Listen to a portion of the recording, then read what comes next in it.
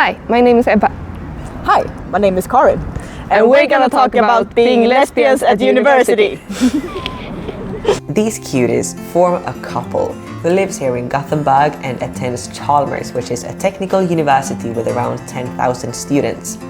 I spent an afternoon with them, during which they showed me around the premises. They also talked to me about their relationship, about being queer and nerdy, and about being lesbians at a university. I'm Carin, my pronouns are she, and I am both. Oh well, I'm gonna say lesbian because that's the easiest way to put it, and I'm also ace. I'm Ebba, and my pronouns are she, her, and I'm both a lesbian and a bisexual.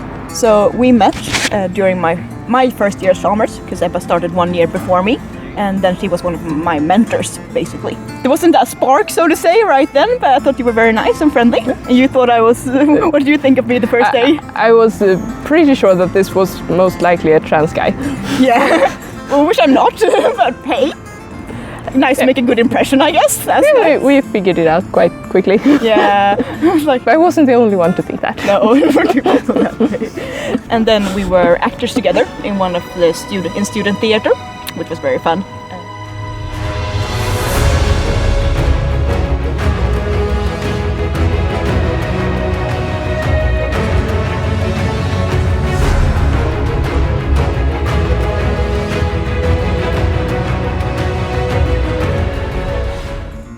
But then you had another partner.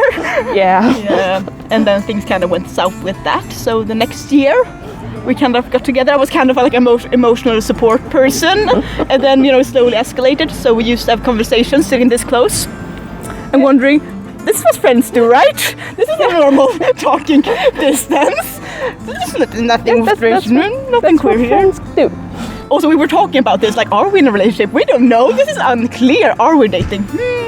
I think we came to the conclusion that the answer was no. Yeah.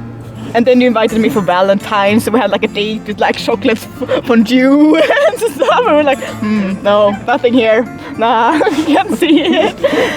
And then after a while, we kind of got it together, and I asked for a little kiss. Yeah. Which we planned. Days in advance. As you do. Because we're nerds, we don't know how to do this shit.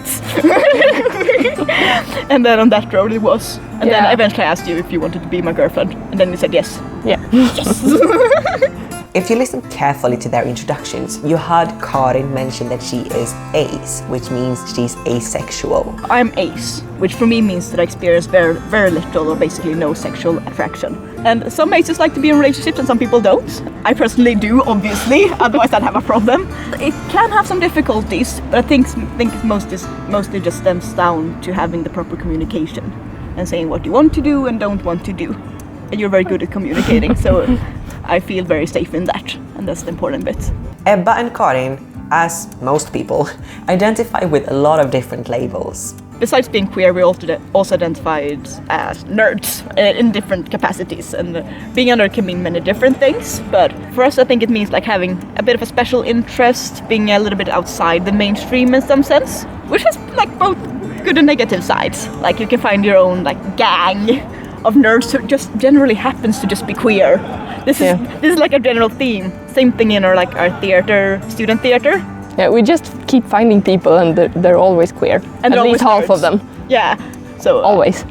I'm not sure what's up with that, but we appreciate it. But it also means that we might not be like the loudest queers, so to say. Like I resonate a bit with Hannah Gadsby's quote, like, where do the quiet gays go? Like at Pride. You won't see us out drinking beer, but you will see us playing board games and drinking tea. But it also means sometimes it can be a bit isolating. Being in high school and being a nerd, they aren't really compatible. Like you can end up in a really nice space, but you can also be like a bit not shunned, but you're a bit odd. A bit odd, and then add on being queer. That probably isn't the greatest combination. So you don't have the same interests as anyone else, perhaps, and then you can't join in and talk about all the hot boys. Not very relatable. Yeah. So yeah. I think we both missed out on a lot of talking about hot boys. Yeah. I was like, he gave me my pencil back. He's nice. I appreciate that. That is my extent. I was like trying to bond over hot boys. Ebba and Carin didn't always have it so easy during their teenage years. But that changed when they started university. This is a place where I don't stand out, at least not in the nerdy sense. I'm not even the nerdiest one here. I feel mild on the nerd spectrum. And just that sense of belonging was really nice. And then it also coincided with finding a lot of queer spaces. They're just everywhere, aren't they? It feels like sometimes, but most like our student theater. Like, oh, I found the other queers! And they're nerdy. But I think it's really about the more you specialize in your studies, the more you get in the same spot as other people who are like you in more ways. Yeah, I guess the more we specialize, the more people who are like us we find, especially like more nerds. But that can also be I barely know any non-nerds here. Yeah, but it could also be the same, like even if like you're studying journalism or anything, you're gonna get with other people who like the stuff you like, and that's like a very nice experience. For us, it's just like the nerdiness and the maths and the physics and the other stuff that we like. So is university a good place to be queer, or is that just when it comes to Chalmers? One thing that's nice about being queer, and I think we think that at most universities, is that it's generally quite an open environment. Like most people are young, not everyone is liberal, but like it leans mostly towards that direction.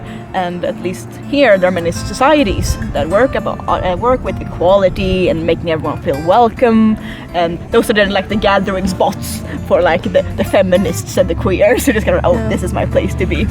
But Chalmers isn't perfect in any sense. That is actually one downside of being at a more technical university, as we are women. Yeah, you can sense being in a minority at the program that we study. We're about 20% women, I think. 20%. At least I personally have been well treated by teachers and so on, but like you can have your sneaky sexism. Like we've had some old teachers who were like, no, women, they can't do programming. And that kind of stuff has happened a bit. But we also noticed that most of our lecturers are still men, because a few years back there weren't many women at all in the field. Yeah, and they're still struggling with specifically when you want to do your PhD, that can be quite difficult because it's generally around the age where these cis women decide to form families, and then the cis men don't quite have the same responsibility maybe in the family process, and then they have more time to study for the PhD and get that done and actually eventually become a professor, where the women kind of they don't get that leg up, which means that we don't have all that many female professors, sadly, and those that do rarely have kids in my experience, which maybe says something about that. But despite those things, Ebba and Carin are really happy about their time at university. But I think like all these things, like finding communities that you enjoy, finding other nerdy people, made it so that we really found a place where we belong. Like we feel at home here, we always feel welcome. I would say that's a real blessing to feel that, especially when that has not always been the case, like previously in life. We're not talking like large-scale harassment here, we're talking like still, you're being a bit outside the norm for being nerdy and queer. And here I am, inside the norm, which is wonderful. Here we can definitely assume that everyone more or less understands how it feels being queer, and or at least respects it. Yeah, at least everyone respects it, and that's very nice. If you are a queer and a nerd and feel like you haven't found your place yet, Ebba and Carin has a message for you. If things are rough, they're going to get better. In some cases you are a bit stuck because you live with your family and you have the people around you that you have. But as the older you get, the more you're able to shape where you're going in life. And if that is university, I'd say that is a great place, but that could also be other spaces where you find a place where you belong. There are lots of people where you will be normal, where you will be like everyone else and fit in perfectly. So it's a really nice feeling to fit in.